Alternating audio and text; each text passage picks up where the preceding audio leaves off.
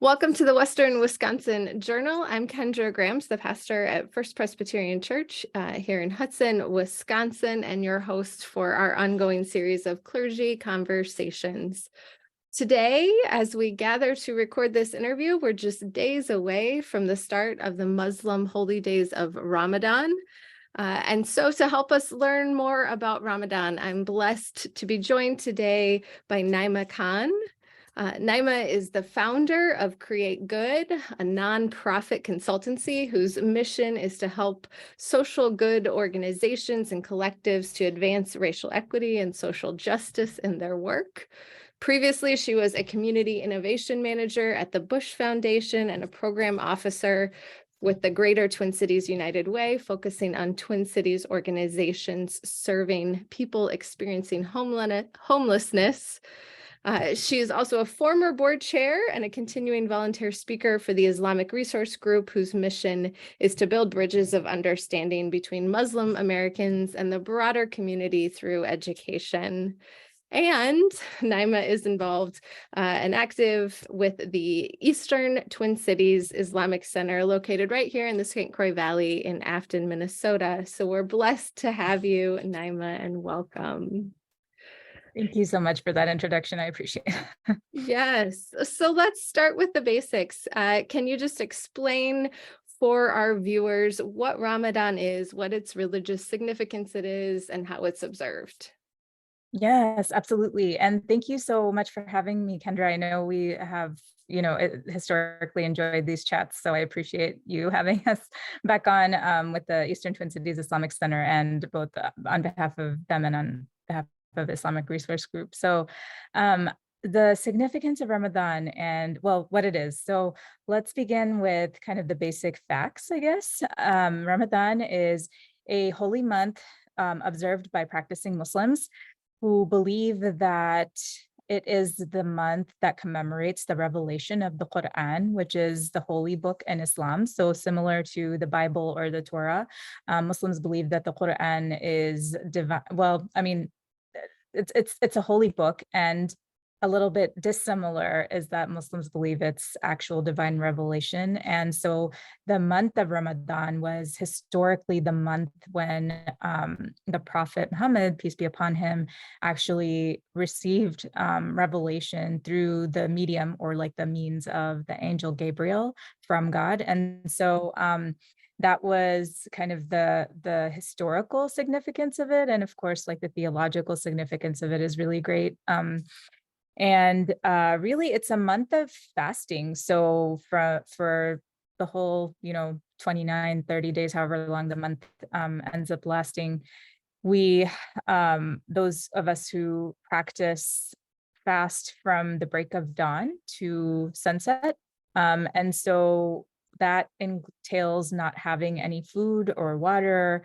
And in addition to kind of the more like, I guess, food and drink related aspects of fasting, there are also more internal character related aspects of fasting. So for example, I mean, this is true for any case scenario, but specifically for Ramadan, it's very important to not do things like backbite or, lie, or, all the things that one would think of about just like refraining from, just to practice healthy character development and kind of spiritual alignment with values. But then also there's like this element that you're really kind of focusing on the internal, right? So you're like minimizing consumption, you're minimizing engaging much with anything else other than really, kind of remembrance of God and remembrance of the holy book. And of course, Muslims read a lot of Quran during Ramadan.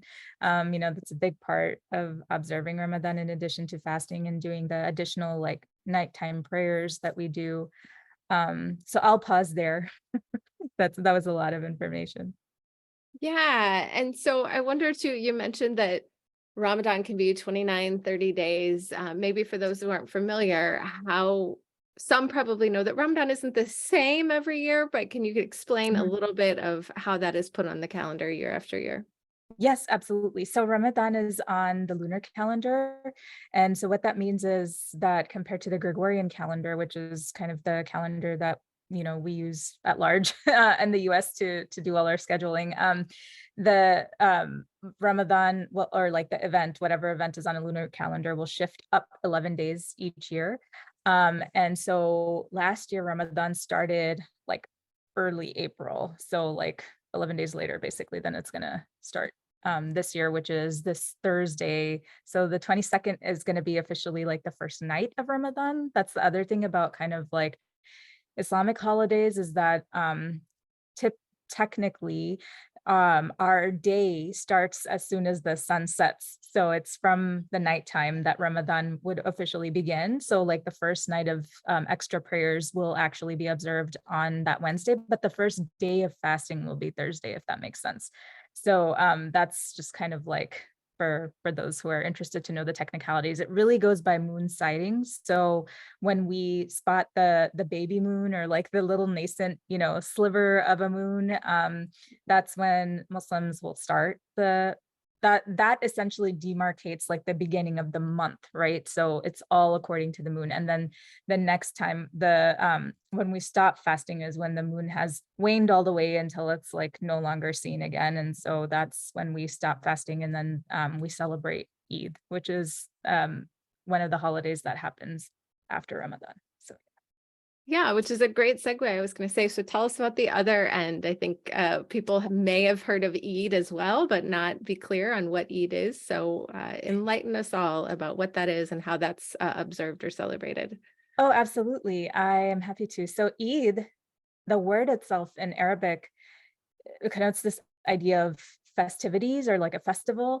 And so there are two main Eids, I guess, within the Islamic faith tradition that are observed. And one is Eid al-Fitr, which comes at the end of Ramadan. So that's to mark, the end of the month of fasting, and to honor all the hard work and kind of the journey of it, that we undertook. We have depending on who you talk to, like 1 to 3 days of just like feasting, I guess. And actually, I'll correct myself. So I believe Eid al-Fitr is like the 1-day Eid, and then Eid al-Adha, which is the festival of sacrifice. So that happens during the month of Dhul Hijjah, which is in the Islamic calendar year. It's kind of like the I guess the month where the Hajj takes place. So the Hajj is the typically once in a lifetime, pilgrimage to Mecca that folks take. And it doesn't have to be once in a lifetime, but I guess that's like the minimum number of times that Muslims are expected to undertake that spiritual journey, if they're able to, both physically and financially, of course. And then so in that specific month, during that time frame where people globally like observe the Hajj in Mecca and Saudi Arabia, that is like a special time kind of leading up to Eid al-Adha, or the second Eid. But then the actual festival itself lasts anywhere from like 3 days. I think some traditions say 4 days. So it just kind of depends on who you ask. Got it. Well, and that kind of leads into my next question. I know even in the Christian tradition, of which I'm a part, for example, how we celebrate Easter or Christmas varies, sometimes a little, sometimes a lot. So I wonder, in your experience within the Muslim tradition, are there particular ways either that your personal family or your family of faith there at the Eastern Twin Cities Islamic Center, or perhaps a faith community that you were with previously, like something special that they did for Ramadan that is really meaningful to you and maybe slightly unique in the wider tradition of Ramadan? Yeah, I mean, unique. That's interesting. I feel like, Eid is kind of at least the American, kind of context of Eid, which is very different from like a global context. If you think about maybe even like historically Muslim majority countries and things like that, if one were to go to such a country and like experience Ramadan and Eid, I feel like it would just be so different, because you're in a dominant culture that's celebrates Eid. And so you have a lot more like, people take off, and like everything literally shuts down. It's kind of like Christmas here, right? Where it's like recognized on the calendar, and people, shut down, and everybody does take off at the same time, and you're able to celebrate. But here in like the American context, that does make it a little bit more difficult to celebrate, because we have, we're kind of like working it into our work schedules. And, I know that Minneapolis, a school district in Minneapolis had, I think it's the Minneapolis school district that moved to recognize Eid as a holiday, and actually take it off for the Muslim students, which is actually really a great development. And I don't know that that's happened more broadly. But sorry, to go back to your question, what makes it special in terms of observance? I guess I would say there's a lot of like little traditions. And again, this can like really vary based on like cultural background. So I know for a lot of women in particular, the application of henna on our hands. So like henna being like the henna leaf, kind of creates a special marking. It looks kind of like it's a temporary tattoo essentially, right? And so like we use that to kind of put designs on our hands. It's usually like a pretty popular way to kind of get ready to celebrate Eid. And then the other pieces that I'm thinking of that are common kind of across cultures include just gift exchanging. A lot of like, elders giving money to their youngers, and a lot of that going on. It's called Eid. So, have nieces and nephews lined up each year to receive their Eid. And then we also just have, so one of the interesting things is that a lot of the practice of Islam revolves around kind of how religious laws are observed. And so, of course, there's the laws like related to the actual fasting itself, which has been prescribed, like Muslims believe like it was prescribed for, even within Judaism and Christianity, historically, right? But then there's also like the specific law on the day of Eid is that you cannot fast, right? So like by law, like you must eat that day, and you must, well, like, I mean, be merry, I guess, if you can, right?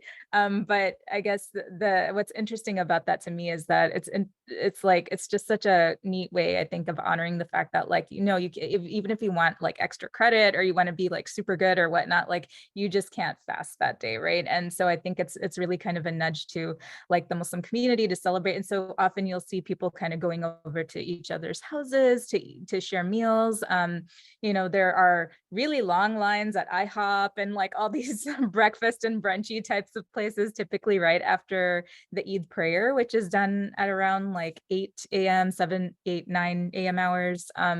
And so after that, you'll typically see like a mad rush to local restaurants, typically brunchy types of spots. And so if you see a lot of Muslims all of a sudden at like an IHOP or something like that on a random day, you can probably guess why. So yeah. It might be Eid. There's your Yeah, might be. Yes, you're right. Shouldn't assume.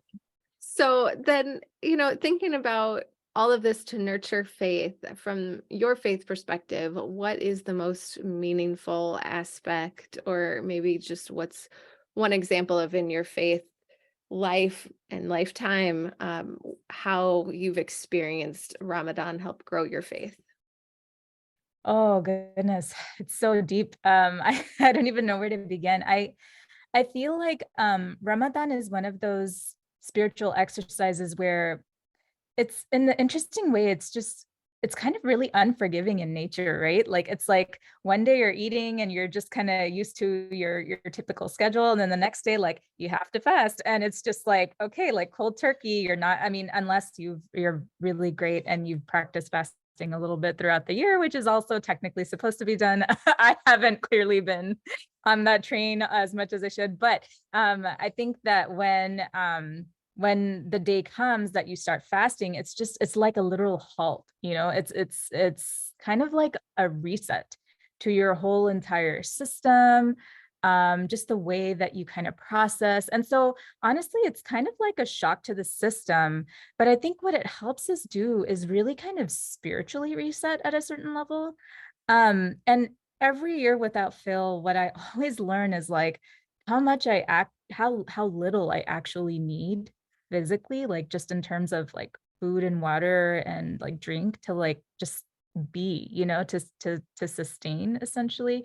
And I think one of the big benefits of this for me, at least historically, has been that it's just such a great reminder that um sometimes, and I'm guilty of this as anybody else, and with the pandemic and the pandemic of racism and all of the things that we have going on politically recently, it's just so easy to like stress out, and to eat your emotions, right, and to really kind of turn to consumption as a means of coping, right, with some of these really hard things that we have going on, frankly, as a society. And so it's just a really good reminder for me that sometimes what we're looking for really lies within. And just some of the spiritual voids that we tend to feel, in our ebbs and our flows of our spiritual kind of journeys, I feel like those tend to get more filled, when we're really kind of, again, like trying to pause the external and really, really kind of put a damper on the external to really turn our eye, our mind's eye, our stomach's eye, our whole bodies, like our whole soul's kind of perception and presence inward.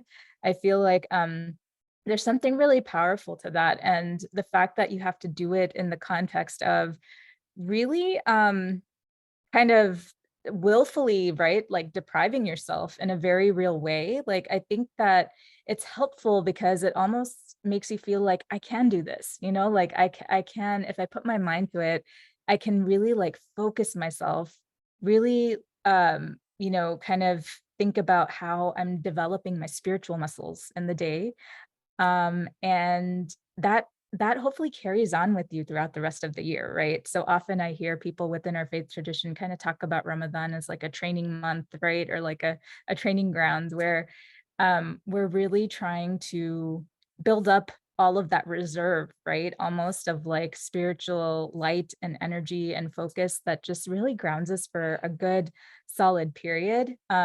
Isn't there like a lot of research that points to 28 days, building habits, things like that, right? I mean, I can't back that up 100% right now, but I feel like there's something to be said about like habit building, even internally, and just kind of revisiting that every year. I feel like really refreshes at least my experience of like, oh yeah, like I actually can, turn my energies in a different kind of direction and allocate my physical, spiritual, mental, emotional resources, differently than I'm used to, if that makes sense.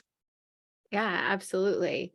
Well, so then I know you've also welcomed a young one into the world in the last few years. So maybe share how that has changed, if it has, how Yeah. you observe or approach Ramadan. Oh boy. Yeah, so much, so much. I feel like we could do just a whole talk on this, but honestly, I would say I think the biggest change for me has been um just the difficulty of like regularly attending the masjid or like the mosque kind of events, as regularly as I used to. Obviously, if you have like a little one in tow, it's a lot more complicated because you have to bring all their gear and make sure you have everything that they need, especially if you're planning to be there for like long periods of time, which particularly the night prayers, if you think about it, sometimes can go on for like hours, like 2.5, 3 hours maybe. And if you're attending like the whole thing, these are like the extra night prayers that happen at Ramadan. And so before I had a kiddo, we were really great about just being like late night prayer warriors. Like we would do, like we would do the most that we can. We would just like really like go and dedicate our whole selves and our whole time to this, like regularly attending throughout the month. And I felt like we did. I mean, it was a blessing to be able to do that for as long as we did. And I think that for me, now that I have like a toddler, that I in tow, it does present a little bit more of a limitation because I can't go, nearly as much as I used to. I mean, if I'm I mean, I'll just be transparent. If I'm lucky, I'll probably get to go like 2 or 3 nights. But I think it's honestly like I think that's okay because as much as Ramadan is also meant to reinforce this sense of community, it's equally about practicing like healthy isolation, in the sense that like sometimes you need to you need to be, alone to be in that reflective, like more deep thought and deep connection kind of space. And so it as much as the month is asking of us to be in community and kind of have that celebratory kind of feel to it, like I think it's equally important that people really kind of think about how they spend time cultivating that individual relationship between them and God, which is ultimately what the whole month is about. And I think there's a certain aspect to kind of doing that in the solo context that you really can't get, sometimes in a group atmosphere. So Yeah, I yeah. hear you pointing to both the balance that is kind of universal of lots of faith traditions, of both personal practice and communal practice, and they both have their role and are intertwined, and there's times that they have to stay in balance too, which Right, is right. important. So Yeah, I've often erred on the side of like too much community practice, and have honestly having a toddler kind of tying me to be home has been a little refreshing in that, like when I reflect just on my last Ramadan, like I did spend a lot more time just independently doing a lot of night prayers. And that to me is something else, because you're really kind of taking your own initiative, and it's not just like, oh, okay, it's easy to just kind of like follow along and do everything with everybody kind of absent-mindedly almost sometimes. And so it really kind of challenges that, and you have to really work for it. So yeah. absolutely. So one last question for people of other faiths or no faith who are really just wanting to be good, supportive neighbors. What are some of the best tips you can give about how to be supportive and respectful of Muslim neighbors, particularly during their observance of Ramadan? Yeah, thank you. That is such a great question. I would say ask your neighbor if you're ever in doubt in terms of like what they need, or if you're planning some type of a get together or some type of a community event and you're not quite sure, kind of when the fast ends, for example, or like what it would be helpful to do or not do if you're inviting Muslim folks that are fasting to things. Then I would say just like open up a candid conversation. And sometimes this might look different for different people. So I often say, so for example, I'm a consultant, right? And in the day I work with my clients, and sometimes they'll invite me to on-site meetings. And sometimes those meetings happen to be after hours. So like after 5, right? And actually I share this because I actually have this situation where a client is having like a big like implementation meeting, and it happens to be like after hours but then before the fast breaks. And so I just kind of requested, I was like, I know that there are going to be people eating because it's like kind of dinner time, like during this meeting, and that's completely fine. I just asked that we kind of like stay focused on not so much of the food like at the center, right? And so I think like that's one way to do it. And people have varying levels of comfort. So some people may not prefer to attend events with food. I am personally okay with it, so I do it. But it's always good to just check in and have the conversation. And there might be folks who can't fast for reasons that we can't see, right? So there are medical reasons, sometimes like biological reasons. When women are on their period, they don't fast, right?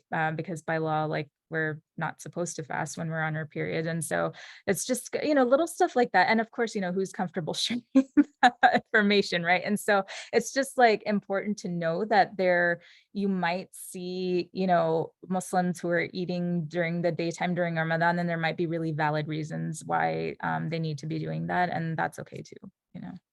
Yes. So, are there any traditional greetings that those from the non-Muslim faith can share to wish their Muslim neighbors a blessed Ramadan? Yeah, thank you. No, I mean that's pretty much good. Like, but happy Ramadan or blessed Ramadan. Hope you have a good Ramadan, and things like that are, I think, really fine greetings. We say Ramadan Mubarak, so either Ramadan Mubarak or Ramadan Kareem, which basically means either like happy Ramadan, or have a great Ramadan, essentially. So very similar, like phrases and different language. But yeah, so it's yeah, I feel like that's pretty good.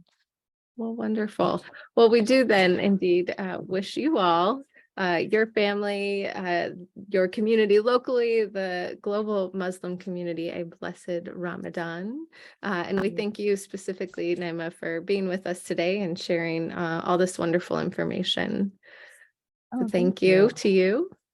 Super appreciate you all. And for those who are in the nearby area, I guess Afton, so the Eastern Twin Cities Islamic Center, I should say, which is located in Afton, um, is hosting a Taking Heart Iftar. And you can go online to the Minnesota Council of Churches website and figure out more about that program. And it's basically an interfaith iftar where a bunch of different local churches and folks who are non-Muslim and who would like to observe what it is to break a fast and, community and just see how Muslims pray and things like that during Ramadan.